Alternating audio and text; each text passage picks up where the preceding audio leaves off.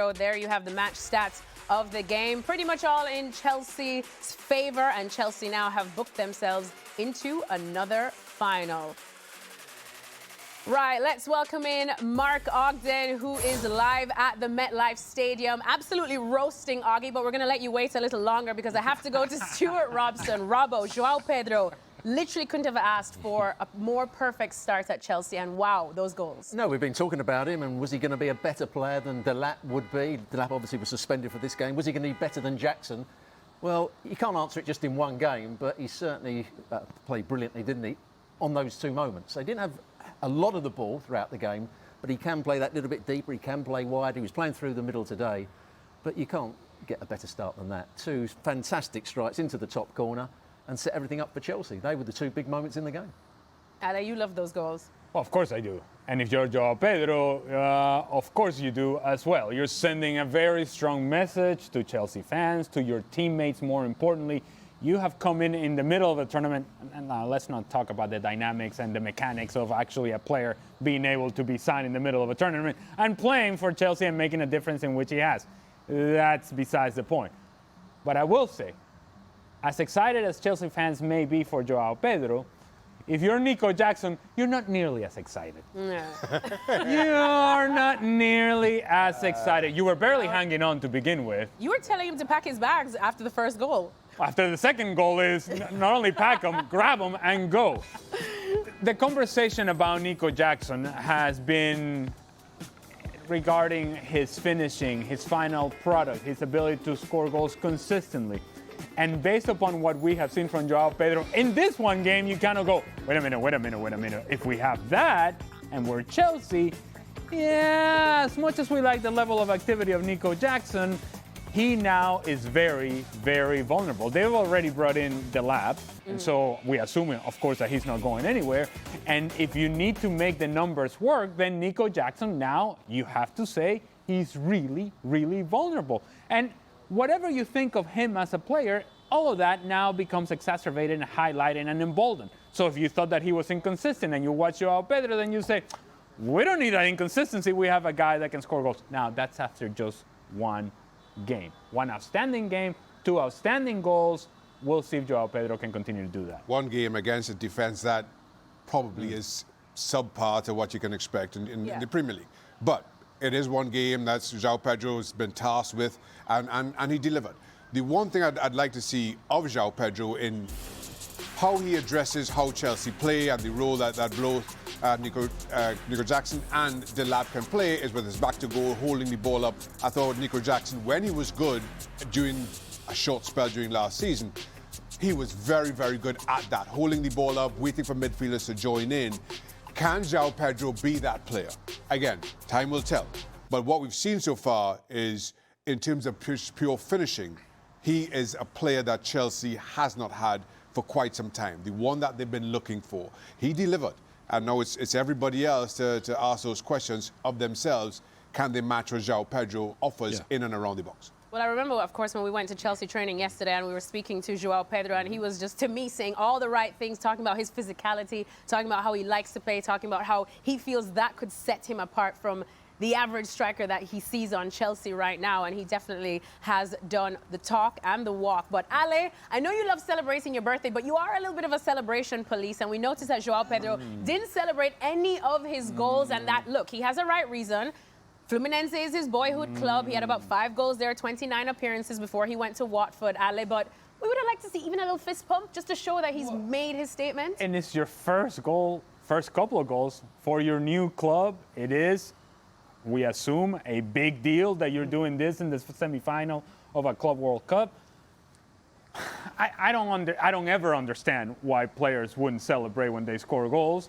But that's maybe because I had more difficulty scoring goals than Joao Pedro does. Maybe I appreciated the art of scoring goals a lot more than he does.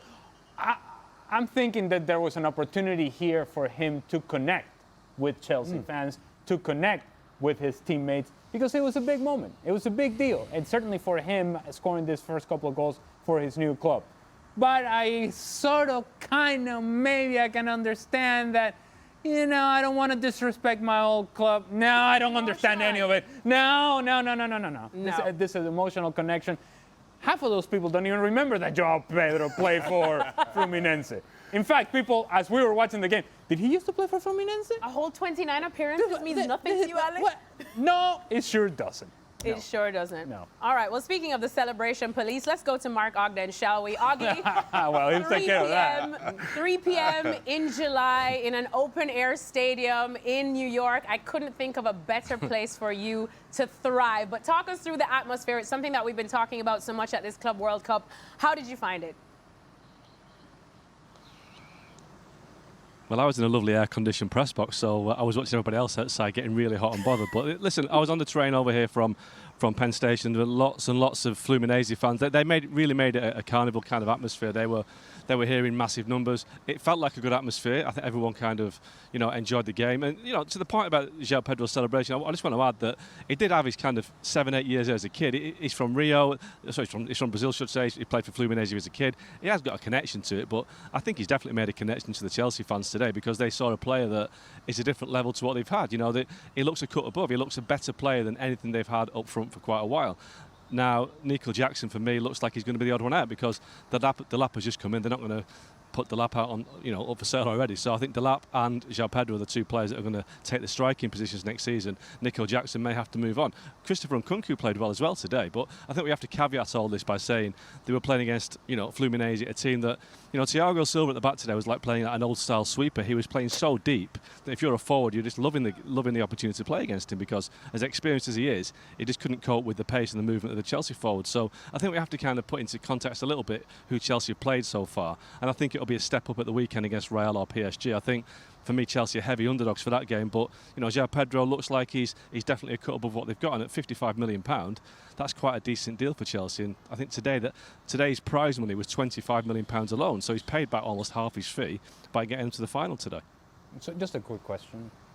When Mark says that something is a carnival, is that bar lower than everybody else's? Like how much of a party is it if Mark says it's a carnival? Well, if he says it must be a great carnival. What does it take for it to be a carnival? I tell you what, when Mark Ogden is off the clock, that man does know how to celebrate. What? But anyways, Fluminense almost had a chance to celebrate when they were awarded a penalty. Robbo, what did you think about that? Any questions? Well, I'm usually somebody that says handball's given far too easily. But the ball came from quite a distance. It wasn't headed on by anybody else, I don't think. And I thought he should have got his body in line with it and controlled it on his stomach and then cleared it. It hits him on the arm. It's not in an unnatural position, but it did stop the ball going to the Fluminense centre forward. So I can understand why the referee gave it. And I would say, if I was the referee going to the screen again, I would probably have kept the penalty. Shaka, what about you? I can understand why the referee gave it, but I thought he was also right in overturning it. And to Robbo's point, the ball does come a long way. It just clears the head of a defender, just in front of was it Madueke? Yeah. And I thought his arm was down by his side, close enough to his side to warrant it being overturned, or it being deemed in a natural position. And so I thought the referee was right to overturn. Ale?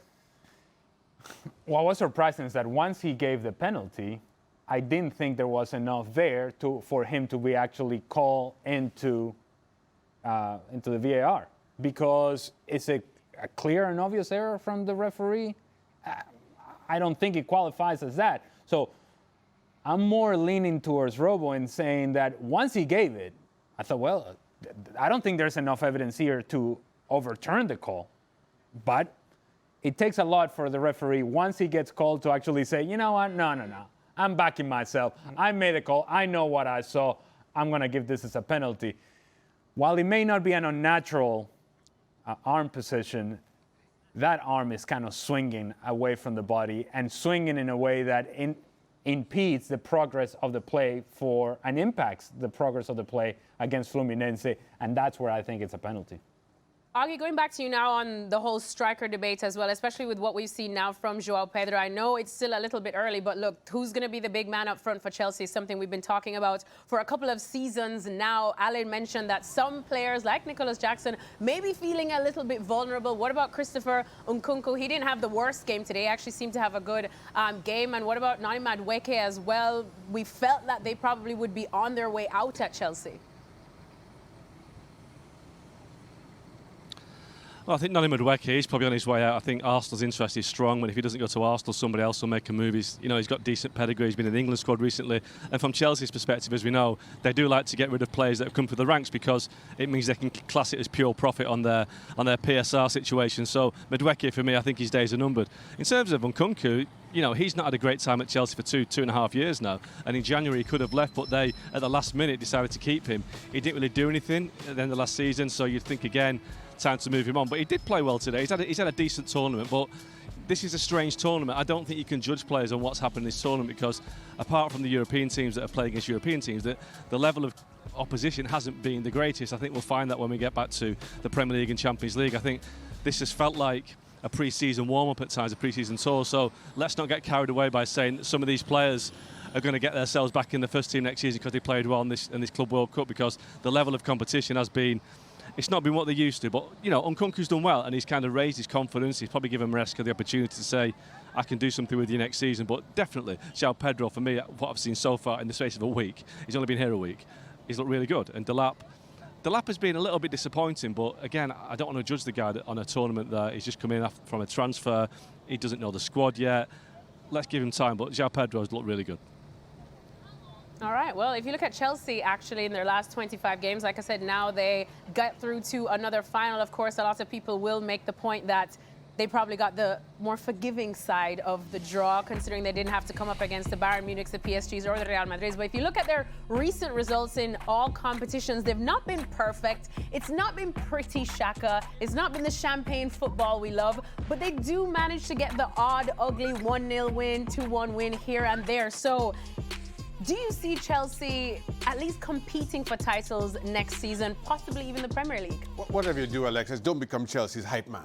Shaka, that was the most unconvincing hyping of Chelsea. I'm trying. Boy. I'm trying. Listen, I don't think it's any surprise that this version of Chelsea isn't the Chelsea that we've come to know. They've been able to grind results out, particularly over the last season. Which counts for something. Well, yeah, sure does. Given what we saw of them season previous. But this is a Chelsea that's kind of limped over the last 2 or 3 years, both in terms of manager turnover, in terms of performances. Maresca seems to be getting things right. He got, again, results last season in orbit in the Europa Conference League, finishes top 4. So they're on the path. But this is still a Chelsea that's a long way away from what we expect them to be, and I'm sure where their fans hope to see them this season. They've got there. There will be a test. Whoever wins that other semi-final between Real Madrid and PSG will be a far different test from what they've kind of experienced so far this season. But still, it's a test. This is still pre-season. We came into this not knowing what this tournament was to hold for any of these European clubs. I'm still of the opinion that it's a pre-season tournament. How dare you? How dare you? There was a big problem, though, maybe at the end of the game, because their strongest players, I think, are in midfield. Caicedo, Enzo Fernandez and Cole Palmer. And the way he twisted his ankle, Caicedo, and he was dominant today. I mean, on one of the chance that Fluminense had, he didn't go with a runner off a 1-2, so he made a mistake there. But his general play was magnificent. He closed the ball down, he was dynamic. But that injury just before the end of the game might cause him 1 or 2 problems. He twisted his ankle quite badly there. But that's going to be key for Chelsea. That central midfield 3. If they can get a little bit better at the top end of the field and they can defend a little bit better at that end of the field, that midfield could dominate a lot of teams.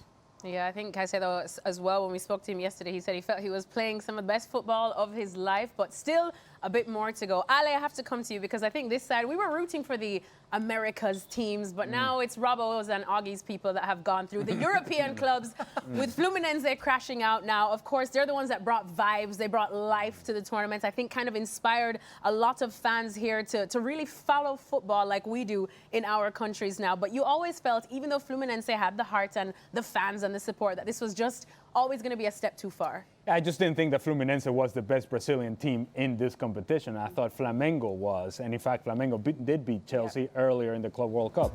Now, regardless, what we were talking about Fluminense yesterday, what we have come to appreciate about this group is they know who they are as a team. But they depend very much on the ability of John Arias to be able to create chances for them in transition.